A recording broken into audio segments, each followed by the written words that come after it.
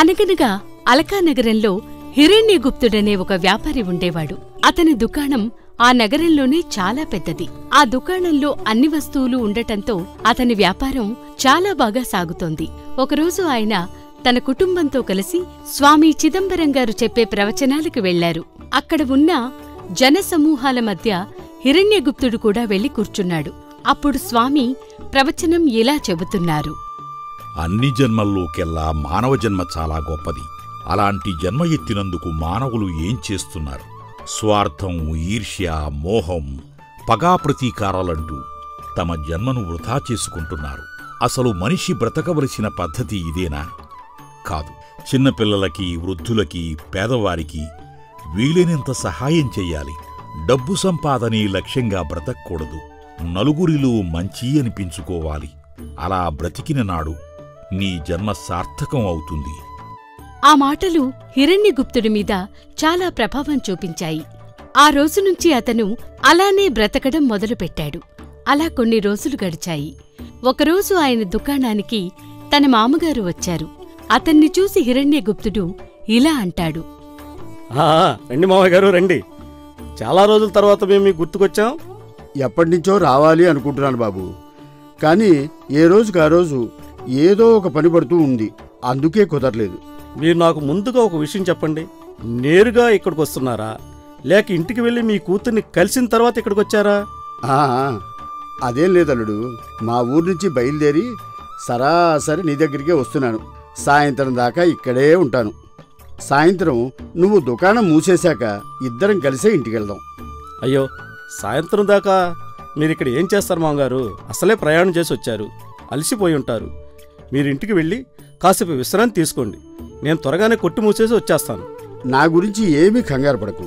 నాకు ఎటువంటి ఇబ్బంది లేదు. సాయంత్రం దాకా ఇక్కడే ఉండి నువ్వు నీ వ్యాపారం ఎలా చేస్తున్నావో నేను కూడా చూస్తాను. ఏమిటి? నేను చేసే వ్యాపారం చూసి నేర్చుకుని నాకు ఎదురుగా మీరు మరొక దుకాణం పెడతారా ఏంటి? నాకు పోటీగా అని హిరణ్యగుప్తుడు అనగానే ఇద్దరూ నవ్వుకున్నారు.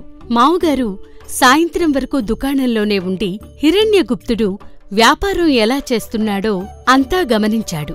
సాయంత్రం అయింది. ఇద్దరూ కలిసి ఇంటికి వెళ్లారు. హిరణ్యగుప్తుడి భార్య వసంత తన తండ్రిని చూసి చాలా ఆనందంతో ఇలా అంది. నాన్నగారు, ఎప్పుడొచ్చారు? నేను ఉదయమే వచ్చానమ్మా. అల్లుడితో పాటు దుకాణంలోనే కూర్చున్నాను. అమ్మా తమ్ముడు కులసాగానే ఉన్నారు కదా? అమ్మ ఆరోగ్యం బాగాలేదన్నారు.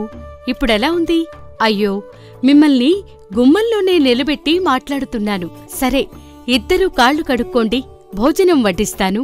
వసంత ఇద్దరికీ భోజనం వడ్డిస్తుంది. అందరూ భోజనాలు ముగించాక కాసేపు సరదాగా మాట్లాడుకున్నారు.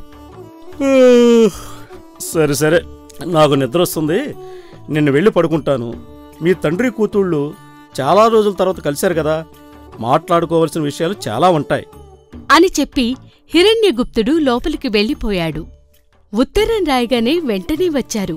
మిమ్మల్ని ఇబ్బంది పెడితే క్షమించండి నాన్నగారు. అయ్యో, అదేం లేదమ్మా. నాతో ఏదో ముఖ్యమైన విషయం చెప్పాలన్నావుగా, ఏమిటది?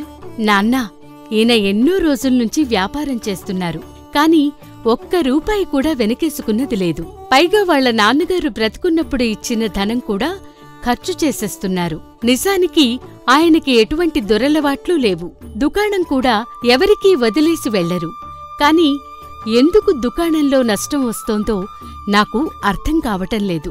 ఇదిలాగే వదిలేస్తే ఏదో ఒకరోజు మా కుటుంబం వీధిపాలైపోతుందేమోనని భయమేస్తోంది. అందుకే మిమ్మల్ని రమ్మన్నాను. నిజానికి నీ భర్త నడుపుతున్నది చాలా పెద్ద దుకాణం. అందులో దొరకని వస్తువంటూ లేదు. రోజు అనేక మంది ఆ దుకాణంలో వస్తువులు కొనుక్కుని పోతున్నారు. మీ దుకాణం 3 పువ్వులు 6 కాయలుగా ఉండవలసింది. కానీ ఈరోజు నష్టాలు రావడానికి కారణం మీ ఆయన మంచితనం.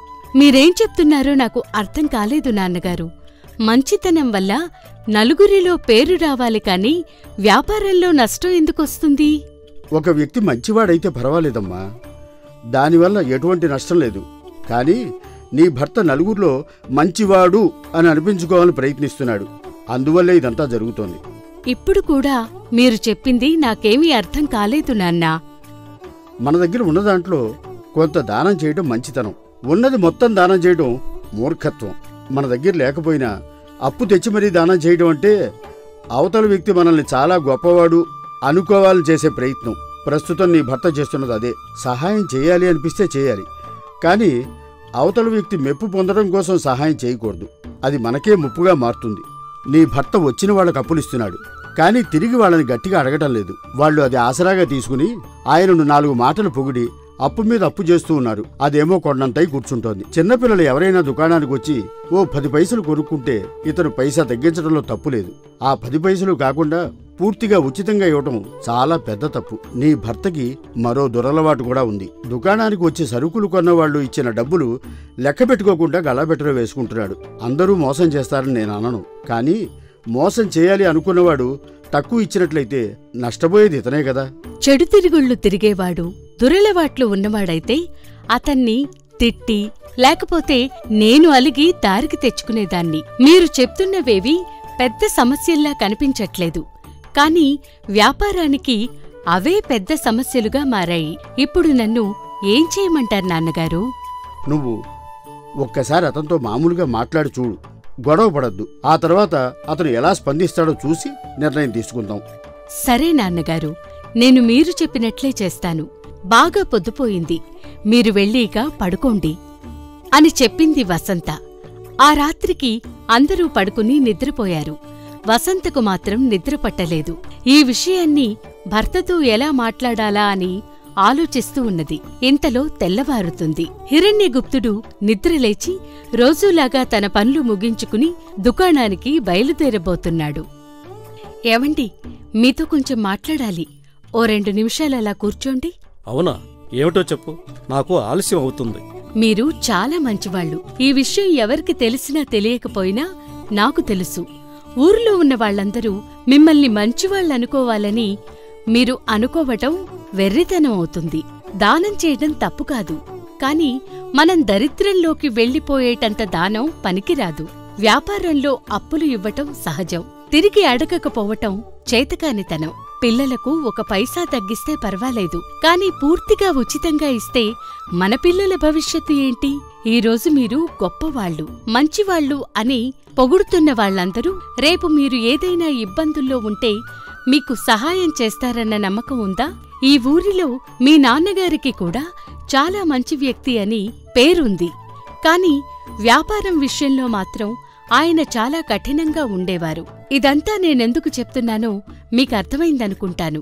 మీ మనస్సు నొచ్చుకుంటే నన్ను క్షమించండి. నలుగురిలో నేను మంచివాడిని అనిపించుకోవడం నీకు నచ్చడం లేదా? సహాయం చేయడం తప్పు అనే వ్యక్తిని మొదటిసారి నిన్నే చూస్తున్నాను. నువ్వు కూడా వచ్చావు కదా చిదంబరం స్వామి దర్శనానికి. వారు ఏం చెప్పారో నీ గుర్తులేదా? సాటి మనిషికి సహాయం చేయని మనిషి ఎప్పటికీ మంచివాడు అనిపించుకోలేడు. సహాయానికి కూడా ఒక హద్దు ఉంటుందండి. మీరు మంచివారనిపించుకోవటానికి మమ్మల్ని వీధిలోకి తోసేస్తారా?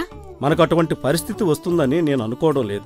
ఒకవేళ దేవుడు అలా రాసిపెట్టి ఉంటే ఎవరు మాత్రం దాన్ని మార్చగలం? కానీ చిదంబరం స్వామి మనకు అటువంటి పరిస్థితి రాదని చెప్పాడు. ఇప్పటి వరకు ఆయన చెప్పినవన్నీ జరిగాయి, ఇది కూడా జరుగుతుంది. ఏమిటో ఆయన మీకు ఏం చెప్పారో, మీకు ఏమర్థమైందో నాకు తెలీదు, కాని మన భవిష్యత్తు నాకర్థం అవుతోంది. మీరు ఇలానే ఉంటే మనం ఇంకొకరి సహాయం కోసం ఎదురుచూసే పరిస్థితికి దిగజారిపోతాం. ఇదంతా నీ భ్రమ.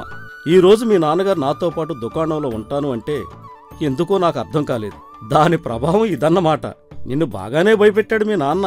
మన పెళ్లైన ఇన్ని సంవత్సరాలలో మీ వ్యాపారంలో ఎప్పుడూ తలదూర్చలేదు మా నాన్న. ఆయన్ని అనవసరంగా ఇందులోకి తీసుకురాకండి. మరి ఇన్ని రోజుల్లేనిది ఇప్పుడు నువ్వు దీని గురించి మాట్లాడుతున్నావంటే ఏమిటి దానికి అర్థం? మీ నాన్నగారు దుకాణం మీకు అప్పచెప్పేటప్పుడు మన దగ్గర చాలా ధనం ఉంది, ఇప్పుడు అది అయిపోవడమే కాదు, మీరు అప్పుల పాలు కూడా చేశారు. దీనికర్థమేంటి? వసంత, మనం చేస్తున్నదే వ్యాపారం. లాభనష్టాలు సర్వసాధారణం. అవసరమైనప్పుడు అప్పు చేస్తాం, మళ్ళీ తిరిగి తీరుస్తాం. నువ్వు దీని గురించి ఎక్కువగా ఆలోచించకు. నిజమే, నేనొప్పుకుంటాను. మీరు అప్పులిస్తున్నారు గాని తిరిగి తీసుకుంటున్నారా? అప్పు ఇచ్చిన వాళ్లని ఏ రోజైనా గట్టిగా అడిగారా? అప్పు అని నువ్వంటున్నావు, అది సహాయమని నేనంటున్నాను. వాళ్ళకు అవకాశం వచ్చినప్పుడు నా మీద ఎంతో కృతజ్ఞత చూపుతారు, కుదిరినప్పుడు నా అప్పు వాళ్లే తీసుకొచ్చి ఇచ్చేస్తారు. అలా వారు మాట్లాడుకుంటూ ఉండగా రాగయ్య అనే ఒక వడ్డీ వ్యాపారస్తుడు హిరణ్యగుప్తుడి ఇంటికి వస్తాడు.